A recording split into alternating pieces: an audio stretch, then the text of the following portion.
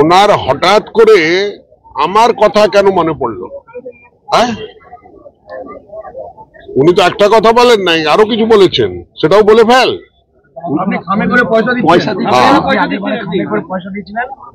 এখন যদি দেন তো 15 লক্ষ টাকা করে দিতে বলেছেন না। 15 লক্ষ টাকা যেটা বলছেন, উনি বলছেন আগে মোদিজি নাকি বলেছিল। আমার জানা নাই কখন বলেছিলেন, কোথায় বলেছেন, কি টাকা দেওয়ার কথা হয়েছিল। ওনার সঙ্গে হয়তো হয়েছিল, কারণ উনি তো দেখা করেন মোদিজির সঙ্গে। উনি আরো বলেছেন যে চকলেট বোম ফাটালে এনএসডি চলে আসবে। আমার একটা, তোরা তো আমার সমস্ত মিটিং গুলো কভার করছিস, একটা কথা আমার মুখ থেকে শুনছিস, একটা বাণী, যেটা আমি আবার নতুন করে বলে দিই তোদেরকে, মানুষ আপন টাকা পর, যত পারিস মানুষ ধর, এটাই আমার ধর্ম। শ্রী শ্রী অনুকূল ঠাকুরের বাণী সেটাই আমার ধর্ম, সেটাই প্রচার করি আমি। উনি আমার খামে কি আছে সেটা দেখেন নাই, উনি বলছেন আমি খাম বিলি করছি। খামে কি আছে উনি জানেন না, কিন্তু উনি তো চোখে দেখলেন যে ওনার মন্ত্রীর বাড়িতে রেড হলো, আর কোটি কোটি টাকা গোনার যে মেশিন ছিল গরম হয়ে খারাপ হয়ে গেল, এত টাকা।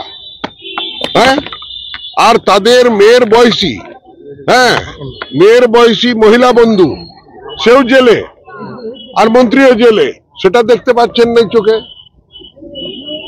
আর খালিস্তানি সম্বন্ধে উনি কি বলবেন?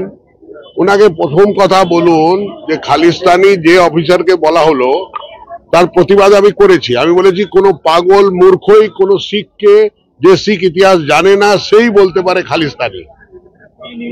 আমার জানা নাই কে বলেছে, আর যদি বলে থাকে নিশ্চয়ই তার অফিসারের কেস করা উচিত ছিল, করে নাই কেন? তৃতীয় কথা, কালকে মঞ্চে উনি একটা সর্দারজিকে বসিয়েছিলেন, সর্দারজি কি টিএমসির সদস্য? ওকে জোর জবরদস্তি পুলিশের দ্বারা চিঠি দিয়ে যে মঞ্চে বসতে হবে গিয়ে একটা ব্যবসায়ীকে বসিয়েছেন ওখানে। কেন বসিয়েছেন? দেখাবার জন্য যে শিখেরা ওনার সমর্থনে আছে। কজন ছিল ভিড়ের মধ্যে? ওনার উষাগ্রাম মিটিং এ কজন লোক ছিল? কটা লোক ছিল? এক মুখ্যমন্ত্রীর মিটিং এ অত লোক হয়? তাও ভাড়া করে হাড়ি মাড়ি তাড়ি সবকিছু খাইয়ে লোক নিয়ে এসছে, তাও লোক জোটে নাই। মাঠটাকে ছোট্ট করে উষাগ্রামের, হ্যাঁ, ওখানে তাকেও ভরতে পারে নাই। তারপর কুলটিতে যেখানে করেছে ওখানে কত?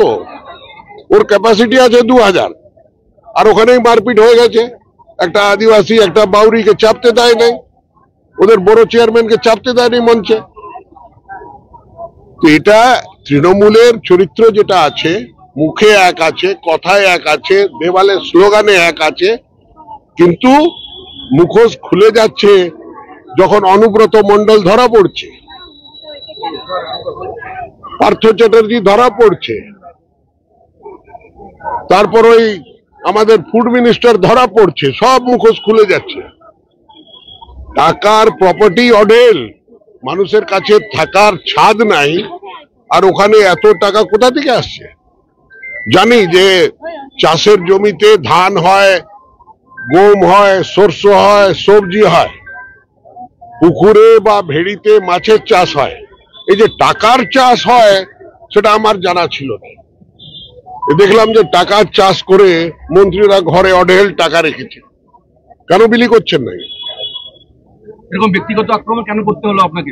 আমি জানি, কাঁটা বিচ্ছে ভাই, দেখছে হারছি, দেখছে ভূমিপুত্রের বিরুদ্ধে একজন অন্য লোককে দাঁড় করিয়ে দিয়েছি, বিপদ পড়েছে। আমাকে কে বলবে? আমাকে পাঞ্জাবি বলবি তোরা? হ্যাঁ, আমাকে পাঞ্জাবি বলবে কেউ? কেউ বলবে না। পাঞ্জাবি ধর্ম হতে পারে, আমি তো বাঙালি রে। বাংলায় স্বপ্ন দেখি, বাংলায় চিন্তা করি, বাংলায় আমার কল্পনা আঁকা, ইচ্ছা আকাঙ্ক্ষা সব বাংলায়।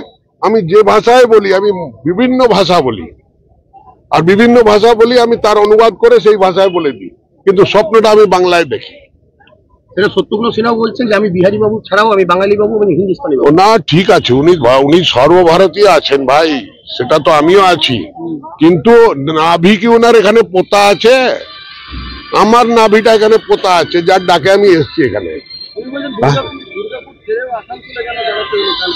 আরে আমি তো দার্জিলিং ছেড়ে এসেছিলাম, তখনও ওরা পোস্টার লাগিয়েছিল, আমার প্রচারটা ওরাই করেছিল। আমার কাছে খুব কম সময় ছিল, কিন্তু ওই কম সময়ের মধ্যে ওরাই প্রচার করলো দার্জিলিং থেকে এসছে। দার্জিলিং এ প্রচার করেছিল, আমি বাংলা বলতে জানি না, তো আমি দেখিয়ে দিলাম বাংলাটা কি হয়। আরেকটা কথা বলা হচ্ছে যে এনএসডি কে নাকি ওইটা সাজিয়ে ভাবে নিয়ে আসে। আরে ভাই, ব্যাপার হচ্ছে দেখো, ওটা ইনভেস্টিগেটিং এজেন্সির স্পোক্সপারসন আছে, ওরা বলবে, ওটার ব্যাপারে আমি কিছু বলবো না। ওরা নিশ্চয়ই কিছু সূত্র পায়, আর সূত্র পেয়ে ধরেছে, মালপত্র ধরা পড়েছে। ইলেকশনের আগে গুলি, রিভলভার, ইভেন পুলিশ রিভলভার সব ধরা পড়েছে। তখন তাতে আমার বক্তব্য কি আছে রে? আমার তো বলার কিছু নাই তাতে। হ্যাঁ, ঠিক আছে না? পিচ্ছে আলুওয়ালিয়া এসছে, এবার পার হবে না। মানে আপনি বলতে চাইছেন আপনার প্রচার ওনারাই করে দিচ্ছে? ওরাই করছে তো, মঞ্চ থেকে তো মুখ্যমন্ত্রী করছে প্রচার আমার। হ্যাঁ, তুই বল, উষাগ্রামে বললো, উল্টিতেও তাই বললো, তো আমার প্রচার তো উনি করলেন। কালকে তো আমি প্রচারে বেরোই নাই, কাল তো ঘরে ছিলাম।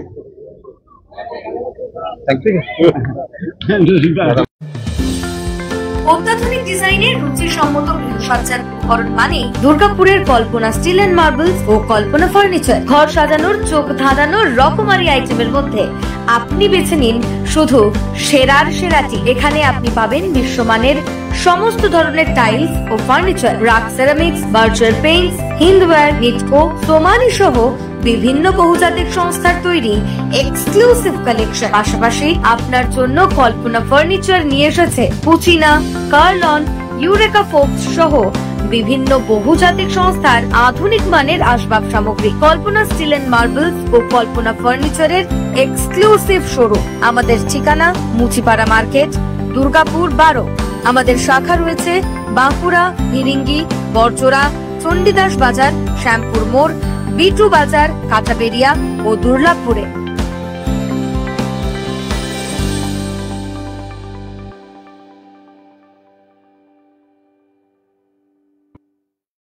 সবার আগে খবরের আপডেট পাওয়ার জন্য সাবস্ক্রাইব করুন আমাদের ইউটিউব চ্যানেল এবং ক্লিক করুন বেল নোটিফিকেশন আইকনে।